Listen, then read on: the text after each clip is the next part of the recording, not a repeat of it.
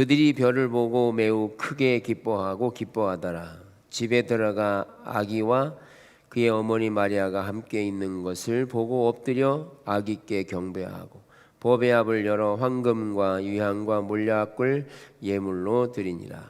그들이 꿈에 헤로데게로 돌아가지 말라 지시하심을 받아 다른 길로 고국에 돌아가니라. 아멘.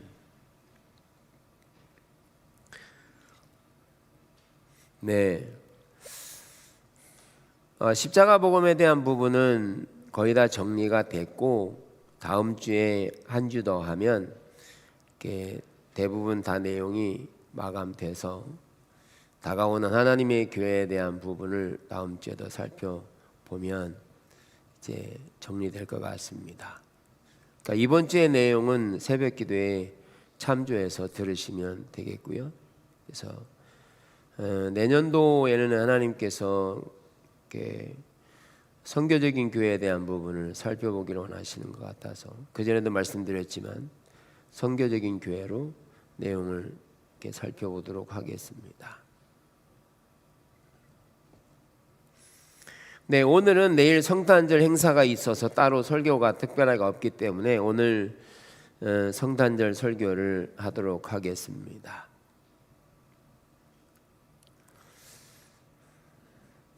여러분, 우리가 출생 그러면 무엇이 생각나나요?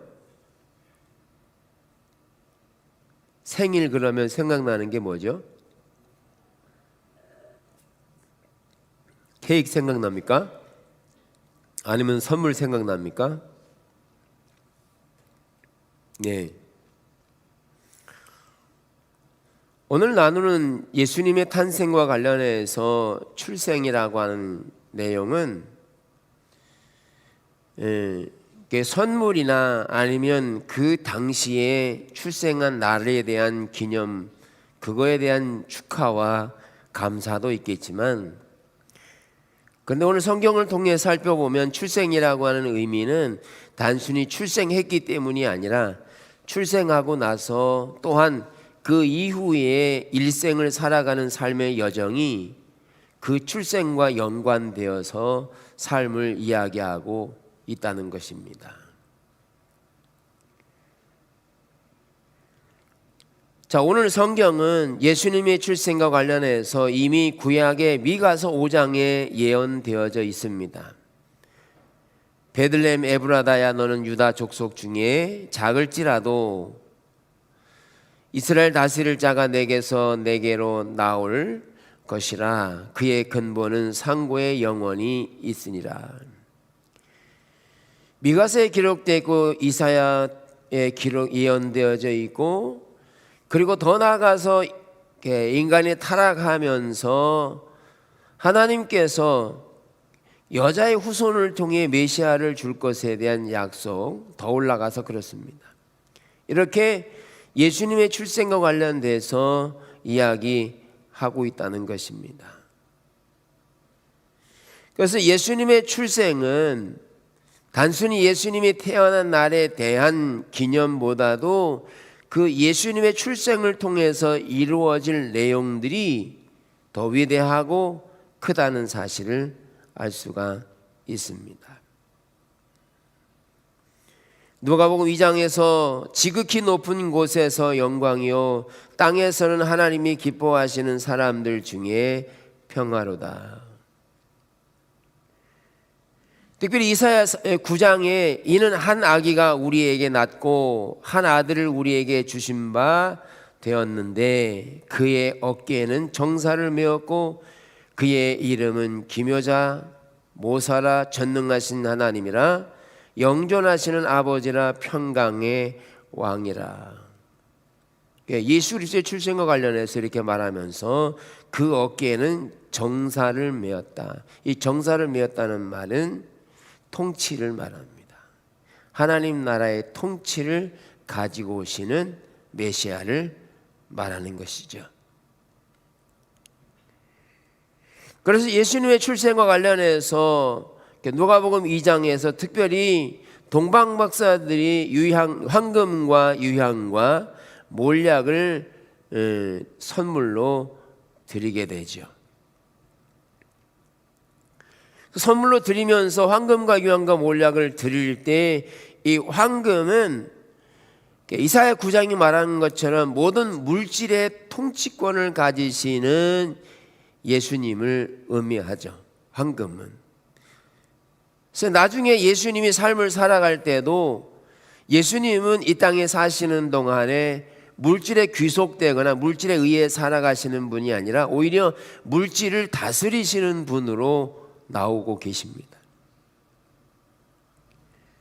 그래서 물질을 다스리되 그 물질로 말미암아 하나님 나라를 이루어갈 때 넉넉히 이루어가시는 분으로 나오시는데, 예수님은 집 한 채 없으시고 이불 한 채 없으시면서도 여전히 주님 안의 평강을 누리게 되고, 특별히 사역을 하시면서도 오병이어를 통해서 그분은 가지신 것이 없음에도 불구하고 물질의 주권자로서 5천 명을 다 먹이시고도 남는 일을 하셔서 제자들은 물질에 귀속되어서 누가 이 많은 사람들을 먹이겠냐고 걱정하고 염려하는 반면에 주님은 물질의 주권자로 그 5천 명을 다 먹이고도 남는 일을 하시는 황금의 주권자이심을 말씀하고, 또 더 나아가서 금도 은도 다 하나님의 것임을 말하고 계시죠. 그래서 하나님은, 예수님은 물질의 주권자, 황금의 주권자임을 의미하고 있고, 유향과 몰약에 대한 축복도 선물을 드리게 되는데, 유향의 경우에는 여러 가지 효능이 있습니다. 지금도 이 유향을 사용하고 있는데, 이 유향에는 우리의 삶에 나타나는 여러 가지 요소를 돕는 역할을 합니다. 그 향기를 통해서 장질환에 대한, 스트레스에 대한 수면에 도움이 되고, 암 예방에, 천식에, 호르몬의 피부 치료에 도움이 된다고 유향은 나와 있어요. 이게 천연향인데요. 그래서 삶을 살아갈 때 이런 예수님에게 이런 선물을 드림으로 예수님의 삶 가운데 이런 요소들을 능히 해결하실 것과, 몰약을 드리는데, 몰약은 이거 쓴 의미인데 이게 방부제 역할을 합니다.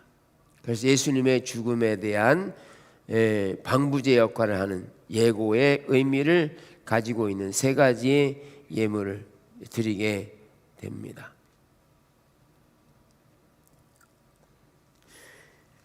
이런 세 가지의 예물을 드리면서 예수님의 출생을 관련해서 이가 세 가지 예물을 드리는데, 예수님의 출생과 관련해서 우선적으로 목자들에게 나타났죠.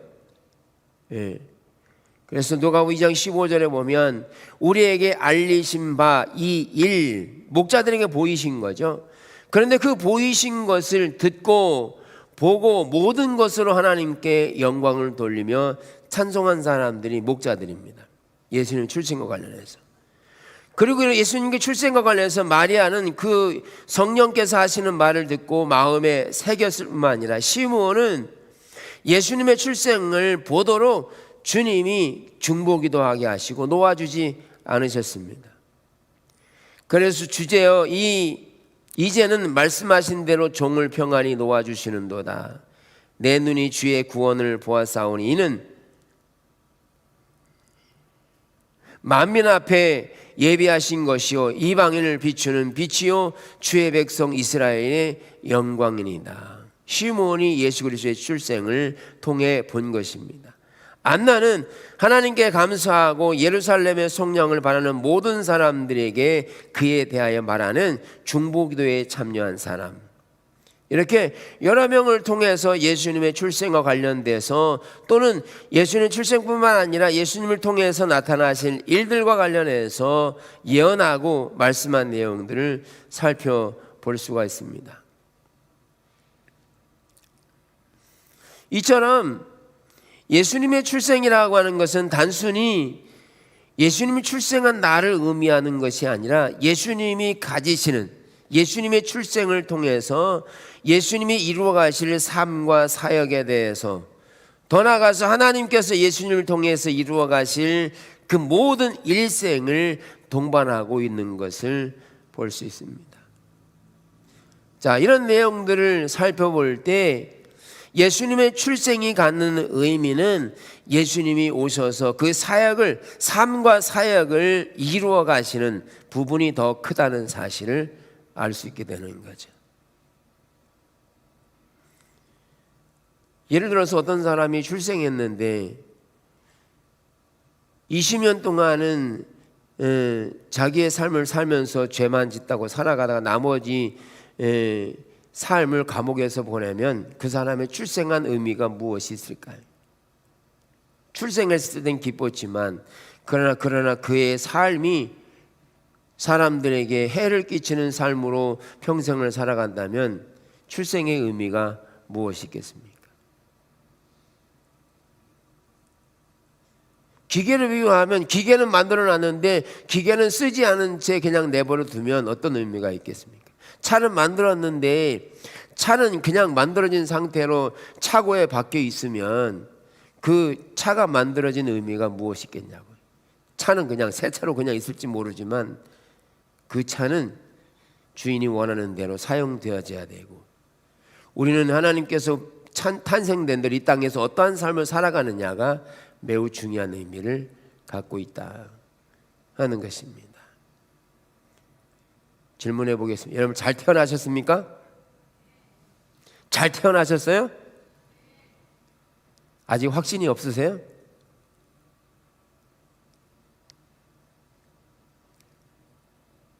한 가지 더 말씀드리면, 저는 아버지가 부모님이 계셔서 저는 출생했습니다.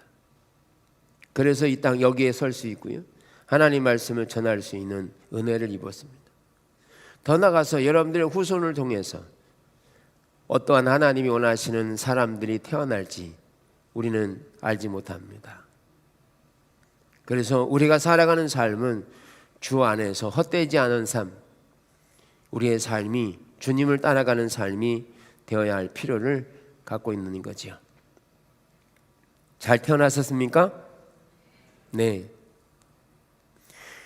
이처럼 예수님의 출생과 관련해서 예수님은 단순한 출생한 것이 아니라 출생한 이후로 삶과 사역이 어떠한 삶을 살아가느냐는 의미를 갖기 때문에, 그런 점에서 세 가지 말씀드리면, 예수님이 살아가신 그 삶과 사역은 어떤 삶이었느냐? 예수님은 회개를 선포하신 분이셨습니다. 예수님은 오셔서 회개를 선포하신 분이셨습니다. 이때부터 예수께서 비로소 전파하여 이르시되 회개하라, 천국이 가까이 왔느니라. 이 부분은 침례 요한도 예수님의 길을 예비하면서 회개하라고 외쳤죠. 그리고 천국이 가까이 임할 것이나, 예수님 역시 이 땅에 오셔서 회개하라, 천국이 가까이 왔다라고 말씀하고 계세요. 그러면 여기 회개하라는 말의 의미는 무엇일까요? 윤리와 도덕적인 죄를 의미할 뿐만 아니라 여기에 회개하라는 하나님의 기준에서의 회개를 의미합니다. 회개는 하나님께서 원하시는 회개의 의미는 윤리와 도덕을 넘어서 우리가 가지고 있는 생각, 마음에 품은 것까지도 하나님은 회개하기를 원하십니다. 음욕을 품는 것, 그리고 남의 것을 더 부러워하는 것, 자랑하는 것, 시기하는 것, 그 모든 것들이 하나님 보시기에 죄에 해당하는 요인이라는 거죠. 그래서 심중에 품은 생각까지도 회개를 가지게 하십니다.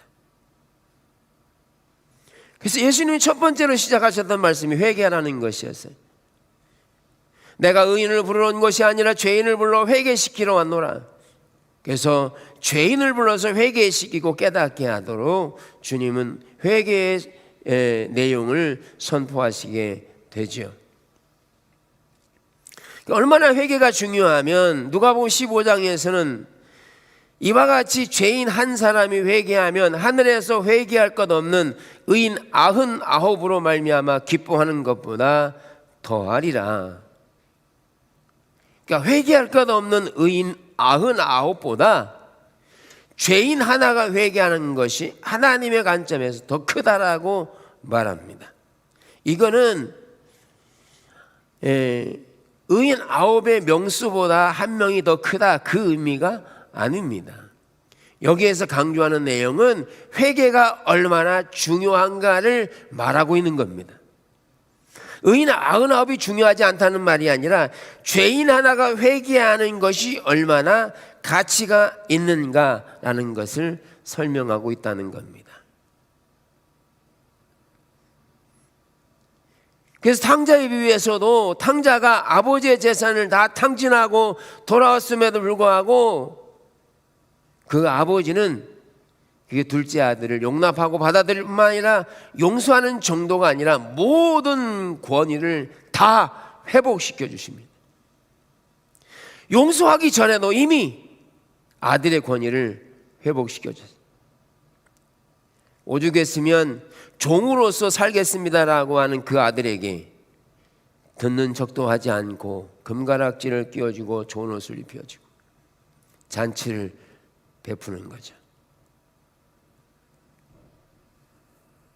이처럼 예수님의 삶의 사역에 있어서 회개에 대한 내용을 선포하심으로써 이 땅에 죄인된 회개들이 주님께로 돌아오는 것을 원하시는 주님의 출생이었다는 그의 사역이. 예수님뿐만 아니라 예수님께 배운 제자들조차도 베드로에 의하면 베드로가 이르되 너희가 회개하여 각각 예수 그리스도의 이름으로 침례를 받고 죄 사함을 얻으라 그리하면 성령의 선물을 받는다. 여기에 예수 그리스도 하나 되는 조건으로 회개하라고 외치고 있지. 회개하라고.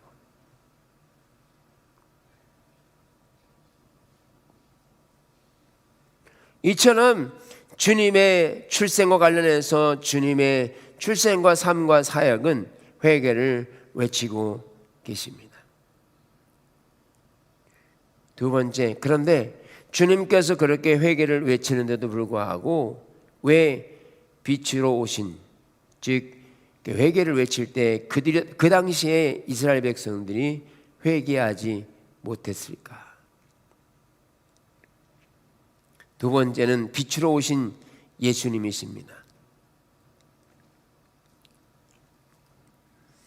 요한복음 1장 1절에서 5절까지 보면 태초에 말씀이 계시니라 이 말씀이 하나님과 함께 계셨으니 이 말씀은 곧 하나님이시니라.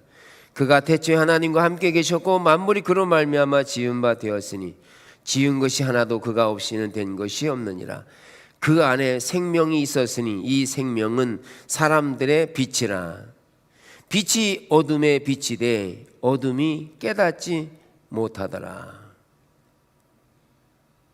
주님이 회개의 침례, 즉 회개를 선포할 때 회개는 하나님께서 비추신 것에 대한 회개라서 그 회개를 전할 때 빛으로 오신 예수님이 그 빛으로 어둠에 비추었더니 어둠이 깨닫지 못했다. 이렇게 말합니다. 어떻게 보면 물리적인 현상으로는 잘 이해가 안 돼요. 왜냐하면 불을 켜면 당연히 어둠이 물러가야 되는데, 근데 이런 물리적인 현상은 이해되는데, 근데 빛 대신 주님께서 말씀으로 그들에게 빛을 비추시는데 이 그들에게 마음속에 있는 어둠이 깨닫지 못한 거죠. 빛을 비춰도 깨닫지 못한 거죠. 그 왜 못 깨달았느냐? 그것은 자기들이 가지고 있는 그 시대 가운데 팽배한 신앙관이 빛을 깨닫지 못하도록 하게 한 거죠. 우리는 신앙의 삶을 살아가면서 우리가 죄인임을 늘 깨달아야 합니다. 늘 깨달아야 합니다. 우리가 죄악증이 출생하고 죄악 가운데 거하는, 여전히 연약함과 부족함을 가지고 있을 뿐만 아니라 주님의 은혜가 아니면 이 죄 가운데서 구원받을 수 없는 자임을 늘 인식하는 은혜가 우리에게 절실히 필요하죠. 근데 이런 주님의 은혜에 의한 삶을 잊어버리고 우리의 노력과 열심으로 이길 수 있다는 이해는 빛을 받아들이기 어렵게 되는 거죠. 그래서 예수님의 출생과 관련해서 예수님의 삶과 사역은 이사야 49장에도 내가 또 너를 이방의 빛으로 삼아 나의 구원을 베풀어서 땅 끝까지 이르게 하리라. 예수님의 삶과 사역, 예수님의 출생은 결국 이방의 빛으로 삼아서 구원을 이끌어내는, 땅 끝까지 이르러 구원을 이르게 하도록 하는 예수님의 출생을 의미하고 있습니다.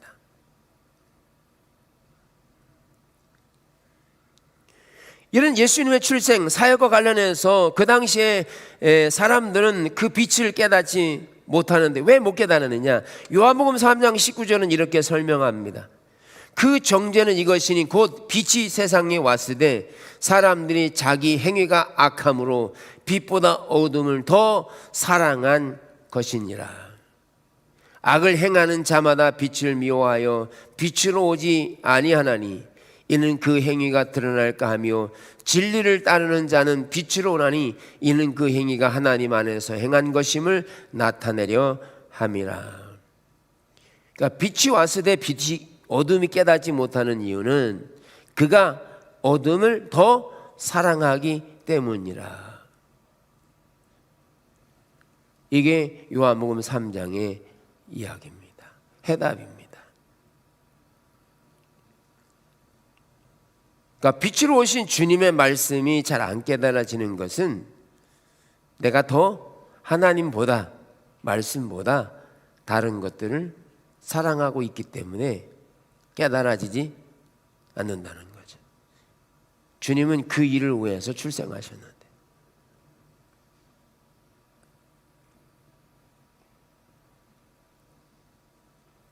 그래서 악을 행하는 자마다 빛을 미워하여 싫어하여 빛으로 오지 아니한다. 그 행위가 드러날까 함이라. 이게 연속적으로 그들이 사랑하는 것이 그들의 삶을 통해 나타나는 것을 말하고 있죠. 예수님은 이렇게 예수님의 출생이 단순히 출생이 아니라 삶과 사역을 통해서 어떤 일을 이루기 위해서 오셨는데, 이것이 빛으로 오신 예수님이 우리 안에 빛을 비추셔서 회개하고 어둠을 깨닫도록 하기 위해서 오신 예수님의 사역이었음을 알 수 있어요. 그러면 우리 가운데 왜 어둠을 끄집어내시고 빛으로 어둠을 몰아내고 우리 가운데 죄를 회개시키고 그리고 우리 안에서 그 죄를 없이 하기를 원하시느냐 하면, 세 번째는 우리를 하나님의 한 가족으로 만들기 위해서 오셨습니다. 다시 말하면 우리는 잃어버린 사람들이죠. 하나님께서 잃어버린 영혼들, 즉 한 가족이었었는데 그 가정 가운데서 우리는 하나님께서 우리를 잃어버린 자로 여기시기 때문에, 잃어버린 자. 주님의 출생은 결국 우리를 하나님의 한 가족으로 다시 회복하시기 위해서 이 땅에 오셨다는 거죠.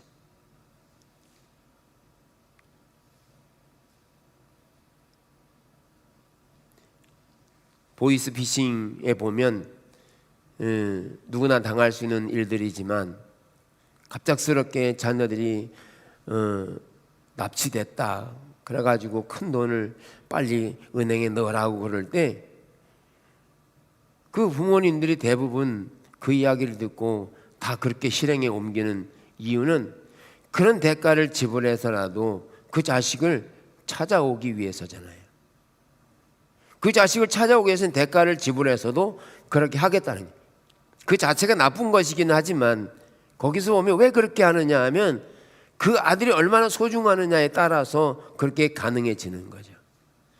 주님이 우리를 위해서 오신 이유는 우리를 하나님의 한 가족으로 다시 회복하기 위해서 오셨습니다.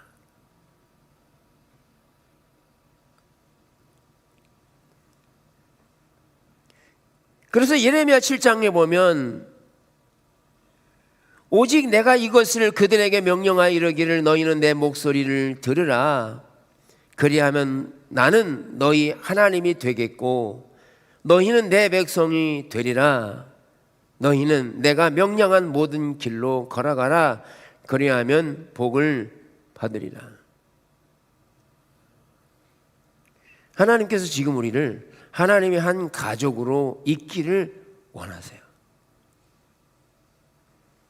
근데 우리가 하나님 안에서 우리가 한 가족으로 있기를 원하는데, 우리가 가족으로 있을 때 마음은 떠나서 세상을 더 사랑하고 세상에 의지해 살아가는 삶을 하나님이 회개하고 돌이켜서 하나님과의 친밀한 가운데 한 가족으로 있기를 원하십니다. 실질적으로.